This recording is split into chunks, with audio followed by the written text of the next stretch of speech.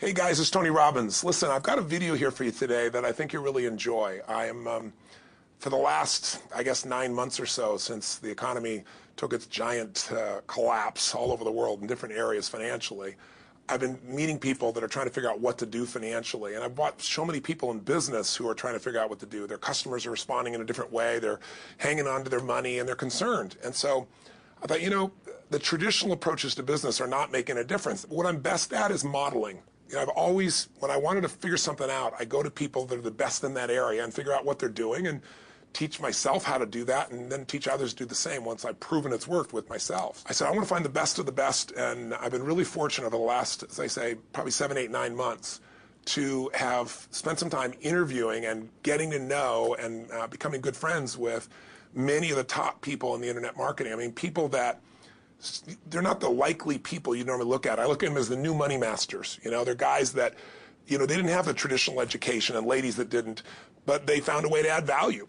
So whether you're looking for, you know, opportunity to figure out how to have a second income stream, or you have some form of business you're considering being in or you're in and you want to learn some tools, I thought I'm going to create some great products for this, but I thought I'd just send you out first a neat little interview that I did with them. These guys called me up and said, can we come by? I'd love to chat with you. And I said, well, we're going to chat. Let's put it on film. So we just knocked around, and what they wanted to ask me was, look, you know, we've spent enough time with you. We know you know how to get people to take action. I said, well, come on over and let me kind of get inside your heads a little bit. Let me see why you follow through. Why do so many people say they're going to do something and then never follow through? And a few people do something inside their head and heart that gets them to follow through. So I just thought you might enjoy this conversation we've had. It's with Frank Kern and John Reese, two of the best in this industry. And you know, I think you'll find it interesting. Maybe you'll be triggered a little bit to think about what will get you to follow through too. So this is my little gift to you. I hope you enjoy. We got the dialing. Frank. Tony, what's up? Good thing, man. How about you? I'm good. Listen, we've got a serious issue that I think is affecting our market, and we need your help. We actually don't know if we can solve this problem, but we think that you can. So we want to barge in today. We're kind of riding around anyway. I know you're shooting and stuff, but if you got a couple minutes so we can pop by, that sure would be helpful.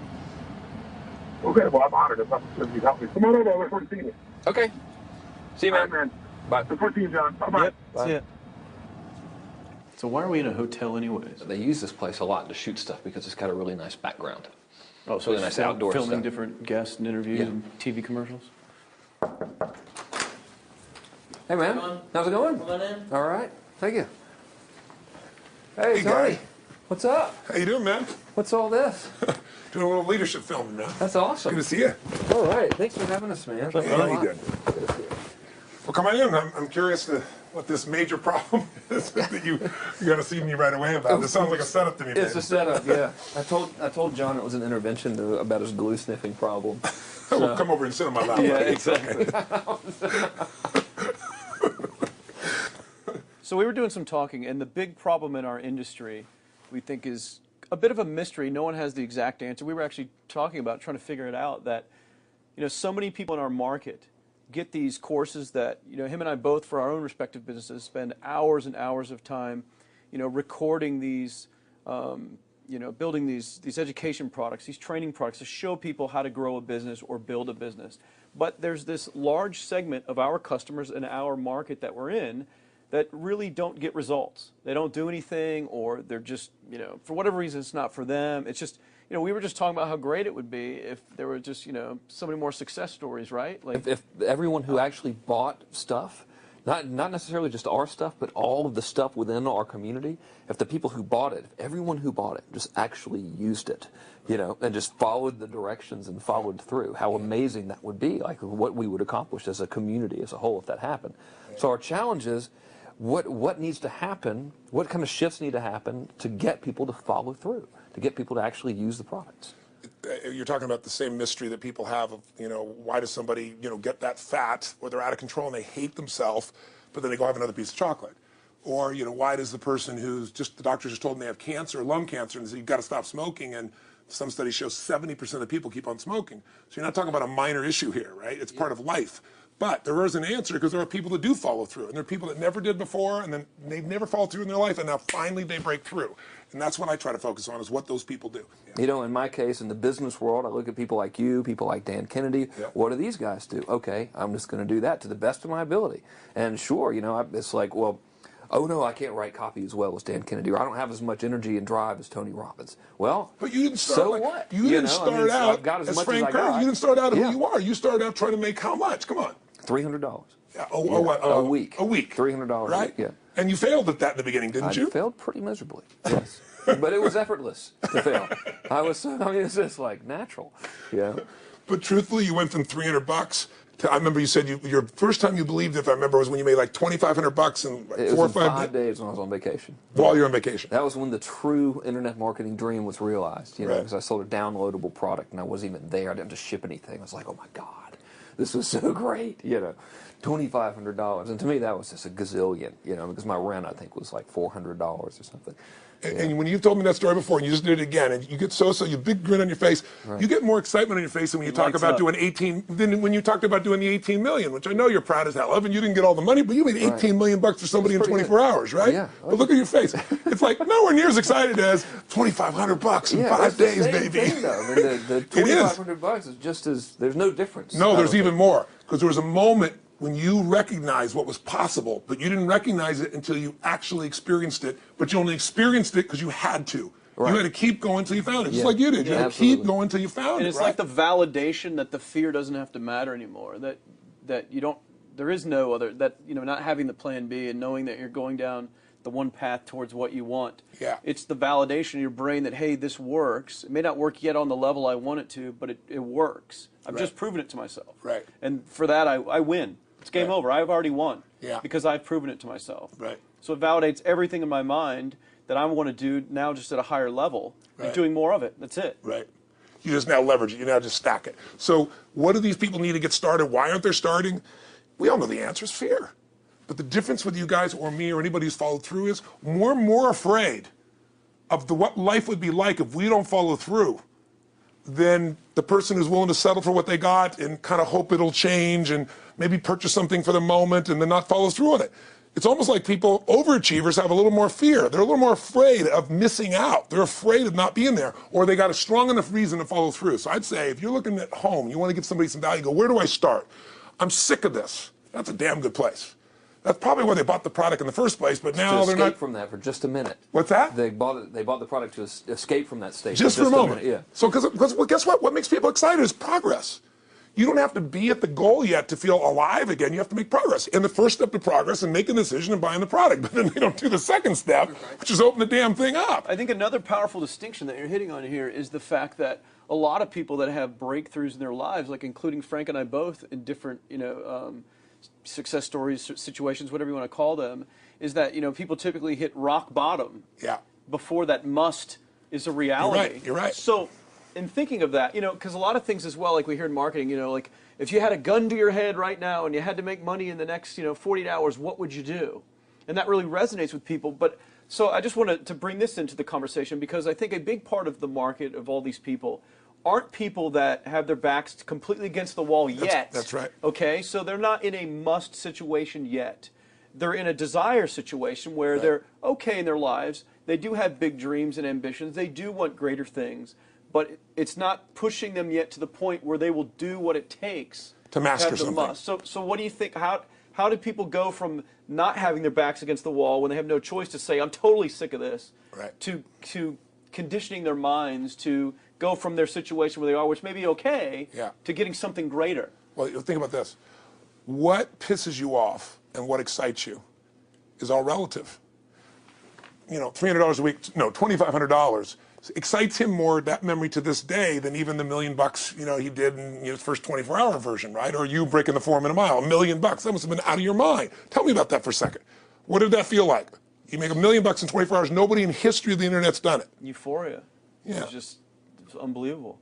What was your? It wasn't even about the money. That's exactly right. That's exactly right. It wasn't really about the money. No, it wasn't. I wasn't thinking like, oh, that's how many cars I can buy. No. It just wasn't. It was just breaking through like another barrier of progress. So at that point, it wasn't about your back to your wall. at that point, what it was really It was about. a further point for my fear, is what it really was. Further point for your fear, and for some people, and I think in some cases, it's also a recognition of who I am and what I'm capable of. So for somebody whose life is already great, this is about, what if I could take on another skill that could create more freedom for my life? And just saying, I'm not going to go out and try and do it all perfectly right now. What I'm going to do for the next 8 weeks, I'm going to create a little ritual. I'm going to do one thing a day to condition my mind, right, so that I get strong, so I follow through. I'm going to read something. I'm going to listen to something. I'm going to immerse myself. I'm going to go for an intense jog, or I'm going to go lift weights, but I'm going to do it consciously to get in a state where I'm going to follow through. That's number one, because people follow through when they're in state.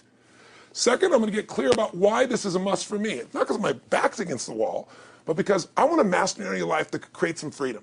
I'm not going to master it overnight, but I got the system, I got the plan. I'm going to do one thing a day. I'm going to work on one subject a week. This week's going to be about figuring out what the right product or industry is. Next week's going to be basics of building traffic. And each week I'm going to make a little progress, and I'm going to get to a goal, whatever that is. I'm going to make $1,000, my $300 in a week. I'm going to get to my $2,500. That first $2,500 is the most excited. Unbelievable. The first $300. I remember It's the most life-changing, too. It is the most life-changing. I remember I was supposed to be a truck driver, making $24,000 a year, because I'd be making the most anybody in my family had ever made. How'd that work out for you? Yeah, real well. Thank God I'm not driving a truck, right? I think you could pull the truck. I figured out I could pull it with my finger, yeah. man. I could do it with my teeth. I could pull it with my teeth, right? 36 grand a year was the goal. If I could make 3 grand in a month. When I did that, was out of my mind. And then it was like, could I make 10 grand a month? Then it was 10 grand in a day, then 100 grand a day. Then could I make $1 million in a day? I had a day where I made $400 million in a day. The stock value of the company I took public, my personal stock. But it was probably after I did it, though, so it doesn't really count. I'm just joking with it. You're right. People don't remember who's first, Tony. 400 million, a million, yeah, it's all who cares? the same. Who cares? No, I'm not saying that's to brag. amazing, though. I'm not saying to no, brag. of It's course. because they told me when I was on stage, I had this audience of about 15,000 people at the Continental Center. It was during a stretch break. I was doing what I loved, rocking the house. Everybody's going crazy. And they go, "Their stock's worth $400 million right now." I was like, wow, that's cool. It's like, okay, that's, I don't want to sound stupid. It's like, what's next? And I went right back to what I loved. Once you break through, then it just becomes a game. The people that are getting your products have not yet broken through in most cases. The breakthrough happens by conditioning your mind every day, by feeding it a role model or story. It's putting yourself in a peak state where you follow through by getting physically strong. It's creating a little ritual of doing a little bit each day, and then you get momentum. But the most important thing of all is what we started out with. Why? Absolutely. Why is it a must for you? It doesn't have to be you're against the wall, but it has to be something you're hungry for, because the only difference in people is hunger. And if you're not hungry, get around people that are hungry and something will hit you. You watch a conversation, you get around people that are doing better, and all of a sudden you start going, my life sucks. I remember I went to a guy in L.A. He's one of the most multi-billionaire guy, I'll never forget. And I lived in the Del Mar Castle, and I was really proud. That was like the symbol of me having taken myself from being poor to providing for my family this great place. It's built from castles in Europe overlooking the ocean, not far from you. And I went to this guy's house. He's a billionaire. He took me down to his wine cellar. I don't even drink wine. Went through this whole thing. At the end of the night, I was depressed. I lived in the Del Mar tenement, as far as I was concerned. I really was. I was like, I live in a crappy place, and all my standards changed. All of a sudden, I wasn't willing to settle for living that. All of a sudden, my back was to the wall in a different way, because as a man, I knew I was capable of more. So people can change their standard by getting around where it's better. People can change their standard by getting associated with what's true, like the bills they got to solve, the problems they got to do it. Or they can do it because they're excited, because it's something new they want to take on. Everyone's different, but they got to find the why, and they got to come up with some daily rituals to get them going, and just do a step at a time. That's where you get momentum. Awesome. That is awesome. So, think about what's the holy grail between somebody taking action or not. It's one word: certainty. When somebody is absolutely certain, the common word is believe, right? But, you can believe at a general level, or you can believe with certain. When you're absolutely certain that if I do this, it's going to get that result, and that result's going to change my life, you'll do it. When you think it absolutely is not going to work, you're never going to do it. The middle no man's land of maybe it'll work, maybe it won't, that's the piece that kills people, right? So if it's a must for you, you got to make it work, right? In our case, right? That's an example. If it's not a must for you and you're not sure, you don't know what to do. So years ago, I'd look around and say, okay, how do people get themselves to follow through that haven't been following through? What's the difference? And I started interviewing hundreds of people, literally, and eventually thousands, because I had thousands of my events. So I'd ask the group to give me their feedback. And I came up with this model. It's like the holy grail of belief, or the holy grail of momentum. It's like the difference between what makes the rich get richer and the poor get poor, right? And the difference we all know is mindset, but like, how's that built? So this is what I did. I created stupid little 4 little boxes, and I'll scribble it here for you. You think about the first thing that determines whether you can do something or not, and I put that in this first box at the top here on the left side, and it's potential. Like, what's the potential of a human being? Like, when you guys started, you proved something no one had done in history. You ran the 4-minute mile, right? For golly knows how many centuries, they're trying to run a 4-minute mile. Roger Bannister does it. How did he do it? Do you remember? You did it in this industry, right? You made $1 million in a day. No one had ever done that in history, right? After you did it, a bunch of other guys are doing it because it became possible. Roger Bannister didn't just go physically practice. He made a shift in his head. He practiced in his head because he could never achieve it physically, so he had to change in his head first so that the result became certain enough he believed it, and then his body got him through. After Roger Bannister ran that 4-minute mile, within 2 years, 37 people ran a 4-minute mile. Wow. When no one in history had ever done it. Now, here's how it works. The potential for anybody getting your product is extraordinary. They could do what you've done as much, more or less. They can do whatever they want to do. The potential's there. The market's proven that. Whether or not they tap into that potential has a lot to do with what action they take, which is the question you came to me with, right? Like, you know, God, they all have potential, but they're not taking action. And we all know that the action they take is going to determine the results they get. That's pretty obvious. So most people have a belief about what their real potential is no matter what you tell them. And that affects how much action they take. And of course that affects the result. And then ironically, that result reinforces their belief. And then that belief affects it. So I'll give you an example. Let's say a person has unlimited potential, we all agree. But they take little action, little results. Why? Because they have to start with a problem with their belief. They don't believe it's really going to happen for me. Maybe for Frank Kearns because he's got the cool hair and stuff, or maybe it's for you because you're so driven, but it's not me. Maybe Tony Robbins because he's a freak, got these big teeth. Whatever their thought process is, right? They got this thing, right? But what happens is, if you believe that there's very little potential, how much action are you going to take? Nothing, little. And when you take little potential with a little action, what kind of results do you get? Lousy little results. And when you get little results, what does that do to your belief? You go, see, I told you this was a waste of time, told you this wouldn't work. And then what happens? You tap even less potential. You take even less action. You get even worse results, and your belief gets even weaker. And this sucker feeds on itself until you are in the downward spiral. It's poisonous. It's poisonous and it's self-fulfilling. Now, what if something could happen that could come along and fill you with a sense of absolute certainty? Not like I believe, but mean where you know. In you guys' case, mine as well, we knew because we had to. Because we burned the boats. There was no other option. We had to find a way. We weren't going to live that way. We all did it in different ways and for different reasons, but in essence, that was it. If you get yourself in a state of certainty that this is going to work, I'm going to find the way, and if this doesn't work, I will make the way, then you tap a lot more potential. And when you're certain in your potential, you take massive action. When you take massive action, you really believe in something, you get great results. When you get great results, your brain goes, see, I told you I was a stud. I told you this thing would work out. Now you're even stronger. You tap more potential, take greater action, greater results. That's how you went from $300 in a week to $2,500 in 5 days to $100,000 in a month to $1 million in a day. Same thing with you. And we get momentum. That's why the rich get richer and the poor get poorer. Now some people go out and they go, well, I'm going to take a bunch of action. All right, I'm going to open this product. I'm going to try it. And they'll say to you, I even did it.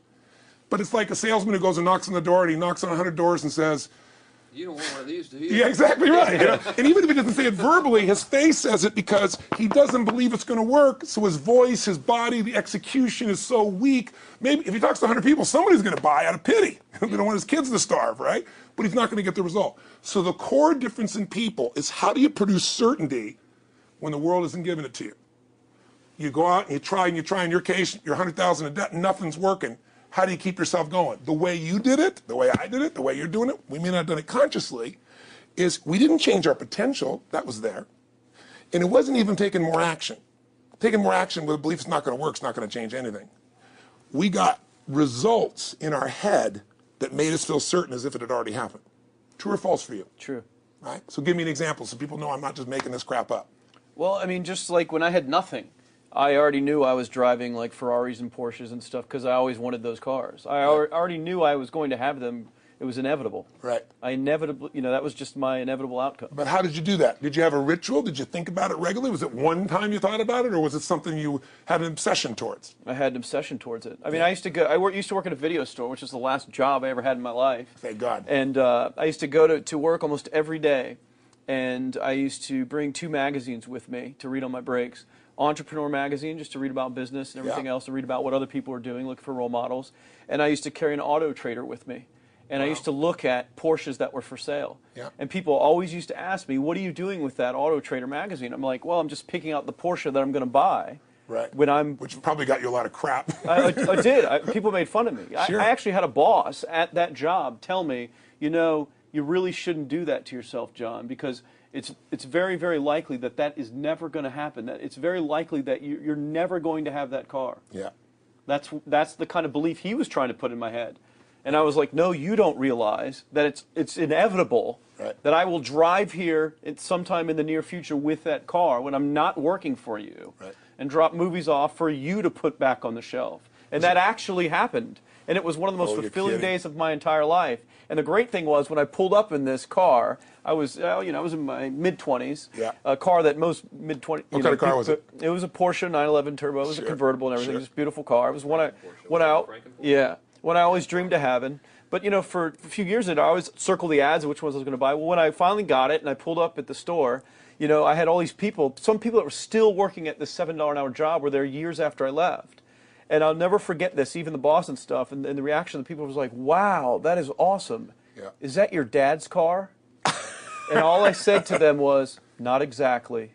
Good for you. And I just smiled and just left. But it was, it's the weirdest thing, but I just knew it was going to happen. But you knew it because I conditioned myself to you did it to over and know over it was- again. yeah. When I was in high school, I was not a popular kid, but I was passionate and intense, and I'll never forget. Some people some particular girls gave me some crap, and a guy too. And I wrote in their journals or their annual yearbook at the end, I wrote, someday, I said, you treated me like hell. Someday I'll be rich and famous, and you'll be an effing truck driver.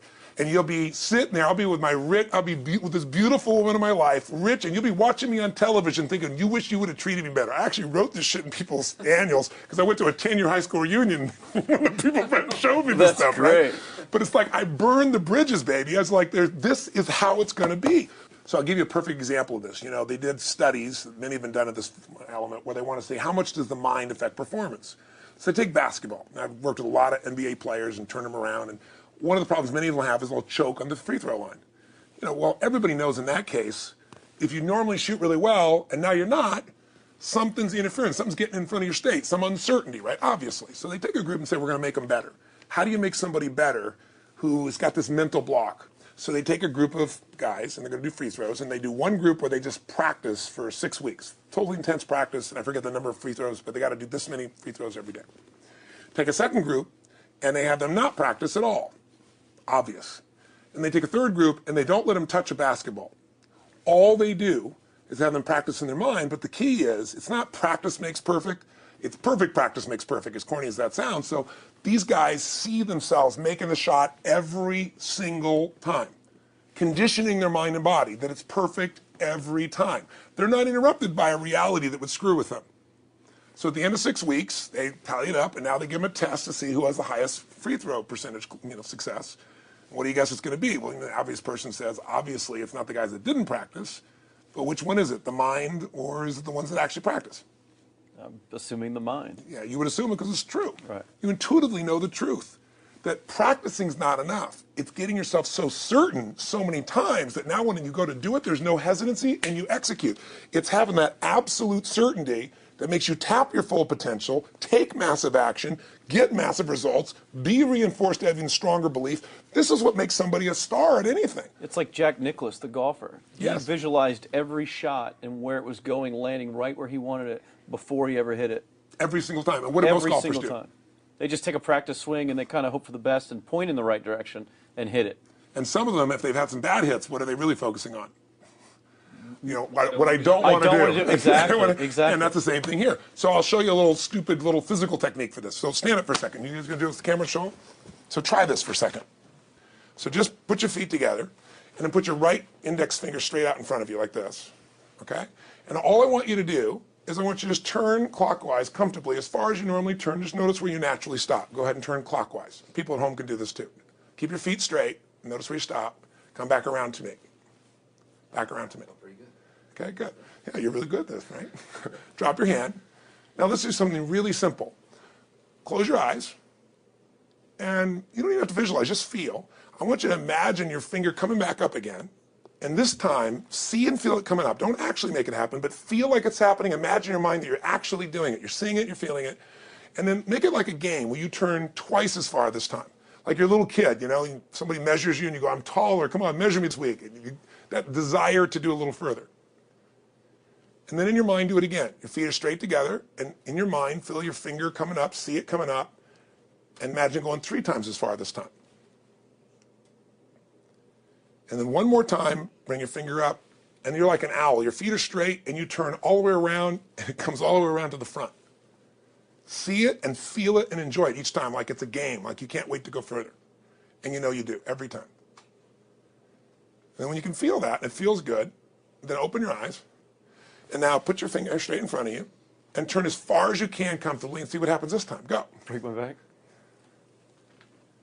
Now notice, I don't know if the camera's got it, but you don't have to ask the camera. You can ask yourselves. Come back around. Did you go further this time, yes or no? A lot further. A lot further. 50% further. 50% further. How much further for you? About the same. Yeah. The average person will go 25% further. Now here's the question. Or superior. Or superior pointer. There you go. So your right finger pointer. Thank God. So, did you have the potential to turn as far as you did the second time, the first time? Yes. Why didn't you? I didn't believe it, I guess. We have beliefs about stuff we don't even know we have beliefs. You have an unconscious belief about how far you can turn comfortably. The first time I did it, when I pointed straight back, Yeah. I thought that probably shouldn't even go that far, like it was going to hurt me, or that I wasn't capable of going any farther. It's like, and how much further did you go this time? And the camera knows pointed over there, That's about exactly over there. right. Now here's the difference. The potential was there the first time, and you took action, and you got a result. But it was 50% less than what you did later on, and the only difference is they changed your belief. How did I change your belief? We didn't work harder on your potential. We didn't take more action. I got you to see the result in advance. I got to see it vividly 2 or 3 times. That's all. Of going further, and then your brain went, oh, I know what to do. Boom, it went there. Isn't that what you did by looking at your cars every single day and envisioning it?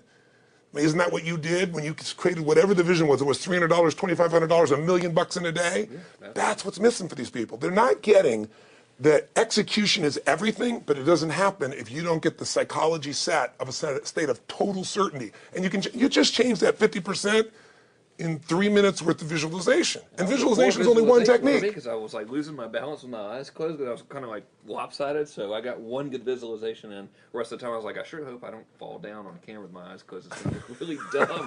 Not to do it. So you don't even have to be good at visualization. You can still get the improvement. So I want you to get, you ask the question, what is that difference in people? This changes people's certainty. People are uncertain they're going to succeed. They want it, but they're afraid. The best way to deal with a fear is get a big enough reason that makes you have to succeed, or condition yourself where you see it and feel it so often that you're certain that you just do it. That's all it really takes. That's awesome. You know, this worked. I was thinking this while you were talking about going to the Sit down so we can hear. I'm going to hear this and we'll go. You were talking about working in the video store and looking at the Porsches and stuff.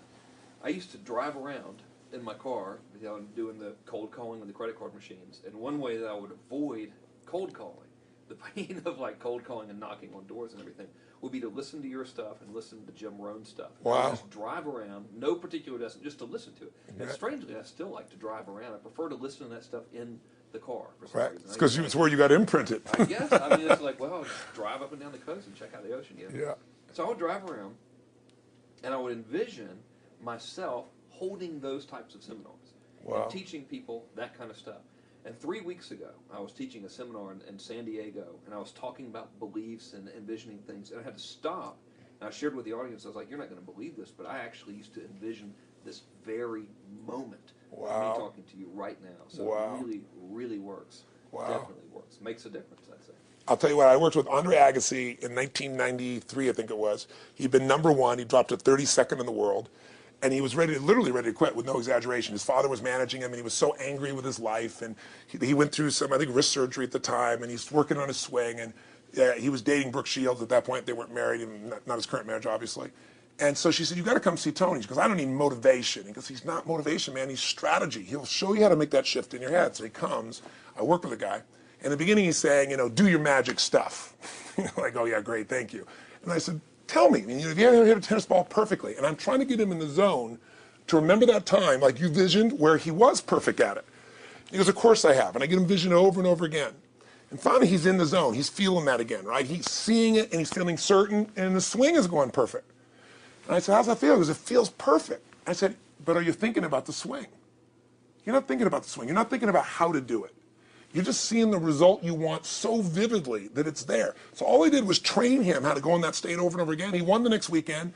The second weekend he came in second. Within 6 months, he was #1 in the world again. And he gave me unbelievable credit. But all it was conditioning the mind. You did it with tape, so did I.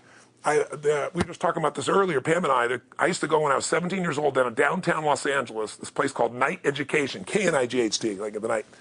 And I'd save up all my money, work as a janitor, and I would get these tapes and listen to these things over and over and over again. I went there for years, and I didn't have enough money, and I leveraged everything I had, but I knew how to train my mind. It's the one thing I knew how to do.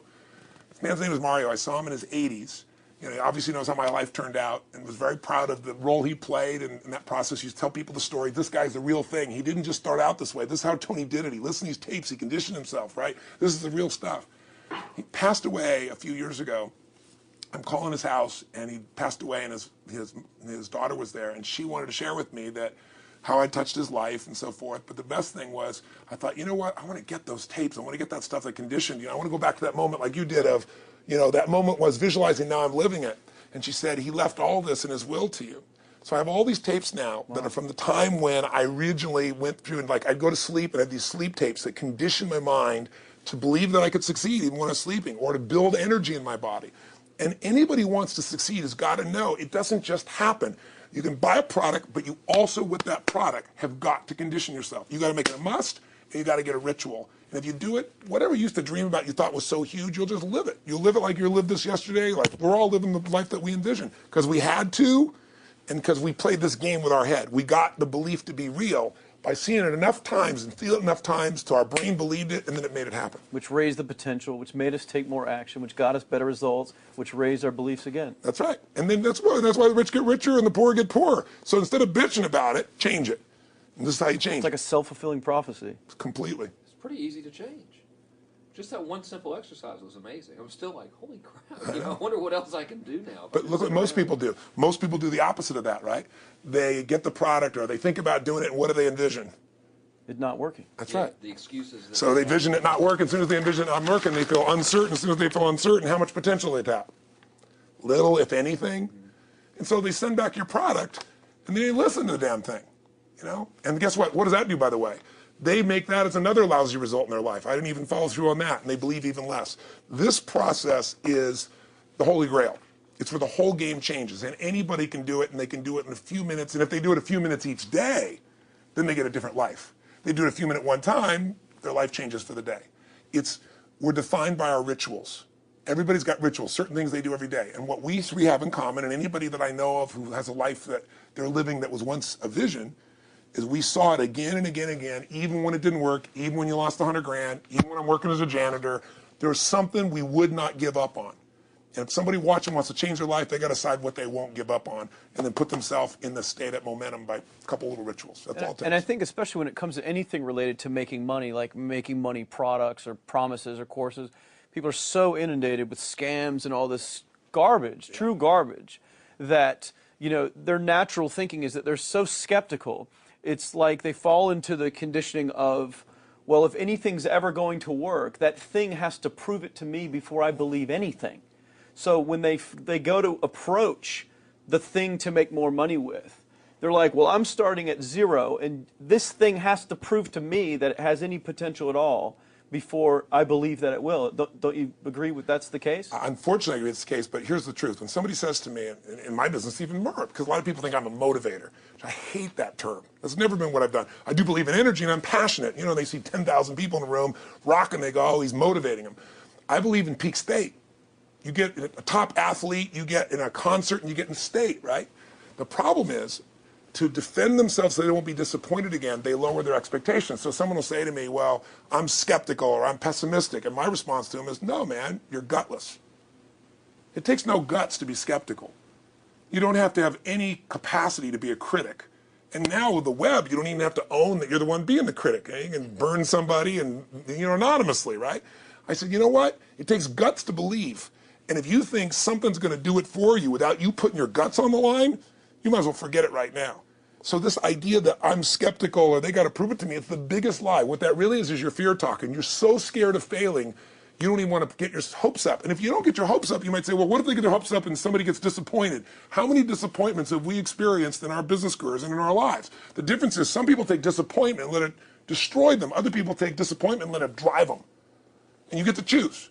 Are you going to turn this thing into why it didn't work and a bunch of stories and excuses? Or are you going to take this thing that didn't work and figure out what are you going to do to make it work?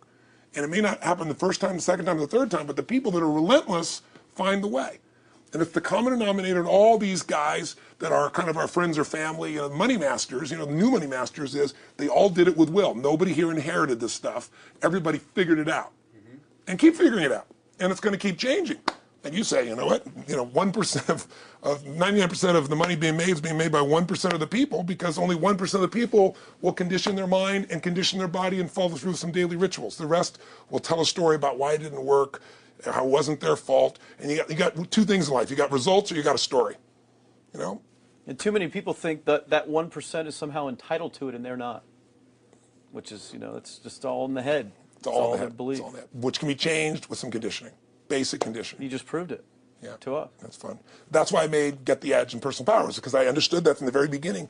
Originally it was 30 days, and years later people would say, I've heard all the great results and everything else, man, but I don't have 30 days, and I'd be behind the glass, focus group, watching these people want to shake them, like, you don't have 30 days to change your life, I thought, okay, I'll make it 7 days. Just one, because after 7 days, you get momentum. I mean, think about it. When do people's lives change? In a moment. It doesn't change in 10 years. Your life may suck for 10 years, but there's one moment when your whole life changes, the moment you decided. When you said, no more, and I'm doing it, and you kicked yourself in the ass, and you made yourself go do something, right? When you finally said, enough, no more, I quit, or let's begin, or I love you, there's a moment when somebody's life changes. And that can be gotten in a couple of days. So people watching don't have to wait until they've mastered everything. They got to get started and do what's next and just put themselves in a state where they start making some progress. Well, there it is. I think that's the answer that can help solve that problem with a lot of people. They'll just pay attention to it and do it. The bottom line is, all three of us and some of the people that we consider as family that are part of this process, we've all done well, and we don't need to do this stuff. We're able to do this stuff because underneath it all, people can see in your eyes, Frank, when you talk about $2,500 you made that day and the joy, right? Or you talking about not willing to settle, and just, I don't care what they say. They tell me I'm going to sit here and I should lower my expectations. I'm going to be driving my car in here and they're going to be delivering a video to me. There's something inside of every human being that will make it click. That'll make it so that today is not like yesterday and tomorrow will be different forever. And that process is an emotional hook. And what I hope is people watching this stuff, maybe something in here will piss them off enough or remind them of something or say there is a plan and it isn't just luck. And if I just get my big enough why and I get a little system for conditioning myself, and if I start to feel overwhelmed, I just do one next step. And I keep learning and keep moving forward, I will get there. If we accomplish that out of this conversation, then this conversation was kick-ass and fun, not just for us, but it'll be something that we'll be really proud of a long time. Whether that happens or not really has nothing to do with us, but whether or not people take it in as real and do something with it. I hope they will. I think a lot of people will. I think they will. Thanks a lot. I think it was awesome. Thank you. That's been a I blast. Appreciate it. your shoot here. Yeah, going back to the next one. Yeah. Thanks, guys. Thanks. Yeah. Appreciate it. Really appreciate it.